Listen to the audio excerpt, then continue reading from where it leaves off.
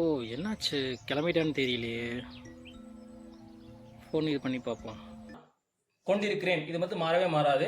இடையில நான் போய் கொண்டிருக்கிறேன், நான் சாப்பிட்டு கொண்டிருக்கிறேன், நான் பார்த்து கொண்டிருக்கிறேன். Hello viewers, welcome to my YouTube channel. தொடர்ந்து நம்ம ஹிந்தி பேசுறது, எழுதுறது, படிக்கிறது எப்படின்னு கற்றுட்டு வந்துட்டு இருக்கிறோம். சரிங்களா? அதனுடைய வரிசையிலே நம்ம போன வீடியோவில் ப்ரெசன்ட் டென்ஸ் பார்த்தோம், சிம்பிள் ப்ரெசன்ட் டென்ஸ் பார்த்தோம். சரிங்களா? தொடர்ந்து நம்ம என்ன பண்ணலாம்னா, இப்போ இன்னைக்கு வந்து ப்ரெசன்ட் கண்டினியூஸ் டென்ஸுக்கு வந்து நம்ம என்ன பண்ணலாம் இன்னைக்கு பார்க்கலாம். வாங்க வீடியோக்குள்ளே போகலாம். தமிழில் நாம் பேசும்பொழுது நான் போய் கொண்டிருக்கிறேன், நான் வந்து கொண்டிருக்கிறேன், அதாவது ஒரு செயலை தொடர்ந்து செஞ்சுக்கிட்டு இருக்கிறது. சரிங்களா? ஒரு செயலை தொடர்ந்து செஞ்சுட்டு இருக்கிறதுக்கு நான் போய் கொண்டிருக்கிறேன், நான் பேசி கொண்டிருக்கிறேன், நான் வந்து கொண்டிருக்கிறேன், நான் சாப்பிட்டு கொண்டிருக்கிறேன் அப்படிங்கிறத நம்ம என்ன பண்ணுறோம், தமிழில் நம்ம பேசுகிறோம். இதுக்கு பேர் பார்த்தீங்க அப்படின்னா இங்கிலீஷில் ப்ரெசன்ட் கண்டினியூஸ் டென்ஸ்னு சொல்லுவாங்க. ஒரு விஷயத்தை தொடர்ந்து நம்ம செஞ்சுட்டு இருக்கிறது. இது எப்படி இந்தியில் நாம உருவாகும், இந்தியில் எப்படி நம்ம பேசுறது, இந்தியில் எப்படி எழுதுறதுங்கிறத நம்ம பார்ப்போம். இந்தியில் வந்து பேசுறதுங்கிறது ரொம்ப ரொம்ப சிம்பிளுங்க. இப்போ தமிழ்லையும் வந்து பார்த்தீங்க அப்படின்னா, நீங்கள் தமிழில் பார்த்தீங்க அப்படின்னா இந்த இடத்துல இந்த போய் இருக்குல்லங்க, இதான் வந்து செயல். சரிங்களா? இந்த இடத்துல இந்த நான் அப்படிங்கிறதும் கொண்டிருக்கிறேன் அப்படிங்கிறதும் மாறவே மாறாது. ஓகேங்களா? நான் அப்படிங்கிறது மாறாது, கொண்டிருக்கிறேன் அப்படிங்கிறது மாறாது. இந்த செயல் எந்த வேலையை செய்யறோமோ அது மட்டும் மாறும். அதாவது நான் சாப்பிட்டு கொண்டிருக்கிறேன், நான் போய் கொண்டிருக்கிறேன், நான் வந்து கொண்டிருக்கிறேன். இந்த மாதிரி இந்த செயல் மட்டும்தான் மாறுமே தவிர இந்த ரெண்டு வார்த்தைகள் என்ன ஆகாதுங்க, மாறாது. சரிங்களா? இது எப்படி நிலையா தான் இருக்கும், எப்பயுமே ஒரே மாதிரியே தான் இருக்கும். இதுல மாற்ற வேண்டிய விஷயம் இது ஒண்ணுதான். சரிங்களா? தமிழ்லயே நம்ம அப்படிதான் நம்ம பேசுறோம். இந்தியிலையும் இதே மெத்தேடு தான் வந்து என்ன பண்றாங்கன்னா அவங்க யூஸ் பண்றாங்க. அதை என்னங்கிறத நம்ம என்ன பண்ணலாங்க பார்க்கலாம். இப்ப பாருங்க, இதனுடைய மெத்தேடு வந்து பாத்தீங்க அப்படின்னா என்னன்னா, ஏற்கனவே நம்ம பார்த்த மாதிரி இது என்னங்க, மை புள்ளி வச்சா மைம், அதாவது நான். மைம்னு படிக்கக்கூடாது, மேன்னு படிக்கணும். ஓகேங்களா? மே கூட்டல் இந்த இடத்துல செயல். சரிங்களா? செயல் வரணும், வெர்பு. ஓகேங்களா? செயல் கூட்டல் இது இந்த ரா, ஹா, கால்வானா ரஹா, ரஹா ஹோ. சரிங்களா? இதுதான் இந்தியில வந்து இந்தியிலுடைய ஃபார்முலா மெத்தேடு வந்து இதுதான். சரிங்களா? மே அப்படின்னா நான், ஏற்கனவே நம்ம படிச்சிருக்கோம். சரிங்களா? இந்த மே அப்படிங்கிறது நான். இது எப்படி உருவாகுது அப்படிங்கிறத முந்தின வீடியோஸ்லாம் நீங்க பாத்தீங்க, அந்த மெய் எழுத்துக்கள் உயிரெழுத்துக்கள் அந்த செக்ஷன்ல நீ அந்த வீடியோஸ்ல போய் பாத்தீங்கன்னா உங்களுக்கு தெரியும். இதுல வந்து நான் அர்த்தம். மே அப்படின்னா நான் அர்த்தம். அடுத்து ரகாஹும் அப்படின்னா கொண்டிருக்கிறேன் அப்படின்னு அர்த்தம். தமிழ்ல கொண்டிருக்கிறேன் ஒருத்தரீங்க, இந்த கொண்டிருக்கிறேன் மாறாது, நான் அப்படிங்கிறது மாறாது. அப்ப மாற வேண்டிய விஷயம் இது மட்டும்தான். அதாவது பாருங்க, இந்த இடத்துல வந்து நான். சரிங்களா? இது வந்து மாறாது. அடுத்து இந்த இடத்துல கொண்டிருக்கிறேன், இது மாறாது. ஓகேங்களா? இது வந்து மாறாது. சரிங்களா? இப்ப மாற வேண்டிய விஷயம் வெர்பு மட்டும்தான். அப்போ நீங்க நல்லா பாருங்க, வெர்பு மட்டும் தான் மாறணும். ஓகேங்களா? இப்ப இந்தியில அதே மாதிரி தான்.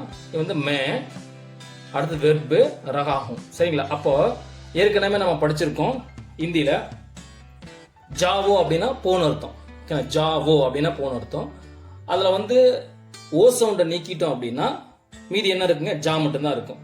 அப்ப மே ஜா ரஹா who, May Jha Raha who அப்படின்னா நான் போய் கொண்டிருக்கிறேன் அர்த்தம். ஓகேங்களா? மே ஆ ரஹா ஹூ, நான் வந்து கொண்டிருக்கிறேன்.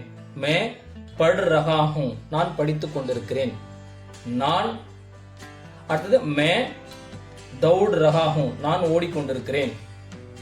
மே தேக் ரஹா ஹூ, நான் பார்த்து கொண்டிருக்கிறேன். ஓகேங்களா?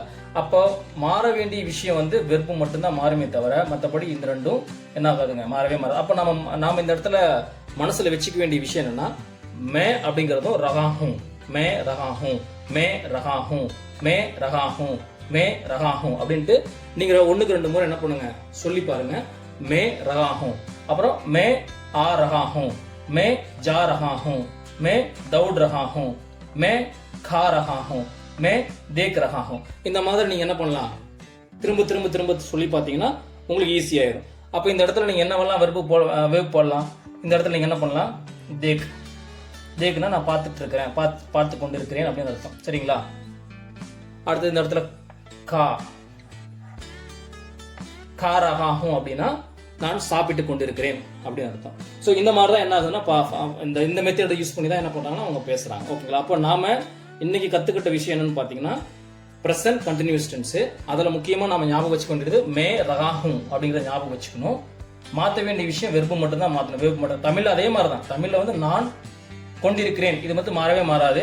இடையில நான் போய் கொண்டிருக்கிறேன், நான் சாப்பிட்டு கொண்டிருக்கிறேன், நான் பார்த்து கொண்டிருக்கிறேன். அப்போ இந்த இடத்துல வரக்கூடிய இந்த சென்டர்ல வரது மட்டும் தான் மாறும். அதாவது செயல் மட்டும் தான் மாறும். அதே மாதிரி ஹிந்தியில மே ரகாகும் இடையில செயல் மட்டும் தான் மாறும். அப்போ ஒரு செயல் வந்து செயல் என்ன செய்ய போறோம்? கா அப்படின்னா காவோ அப்படின்னா சாப்பிடுன்னு அர்த்தம். கா அதில் ஓ சவுண்ட் நீக்கிட்டீங்கன்னா கா.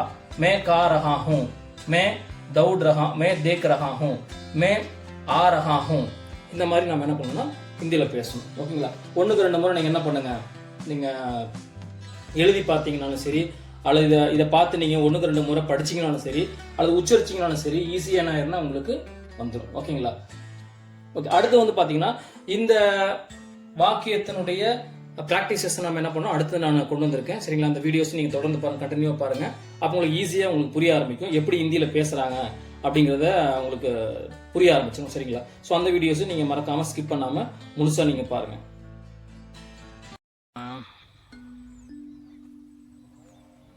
ஓ என்னாச்சு கிளம்பிட்டான்னு தெரியலையே. ஃபோன் இது பண்ணி பார்ப்போம். தம்பி எங்கப்பா இருக்க? கிளம்பிட்டியா? எங்க இருக்க? भैया जी मैं ट्रेन में आ रहा हूँ. Okay okay. என்ன பண்ணிட்டு இருக்க? சாப்பிட்டியா? भैया मैं अभी खाना खा रहा हूँ. ஓகே. நான் அனுப்பிச்ச பிக்சர் உன்கிட்ட வந்துருச்சா? வாட்ஸ்அப்பில் அனுப்பிச்ச பிக்சர் வந்துருச்சா உங்கள்கிட்ட? भैया अभी मैं देख रहा हूँ भैया, 1 मिनट मैं देख रहा हूँ. அம்மா கொடுத்த பொருள் எங்க? அம்மா கொடுத்தாங்களா? செக் பண்ணி பாரு, இருக்கான்னு பாரு பையில. भैया मैं ढूंढ रहा हूँ. எத்தனை பொருள் இருக்குன்னு பாரு. भैया मैं अभी गिन रहा हूँ. 1 मिनट भैया मैं गिन रहा हूँ. சரிடா, அதில் ஒரு பை இருக்கும் பாரு, அதை ஓப்பன் பண்ணி பாரு. भैया मैं खोल रहा हूँ. 1 मिनट मैं खोल रहा हूँ. भैया 1 मिनट भैया 1 मिनट TTR 1 मिनट भैया मैं बात कर रहा हूँ. TTR से बात कर रहा हूँ. 1 मिनट भैया. சரி ஓகே வச்சிடலாம், ஒன்றும் பிரச்சனை இல்லை.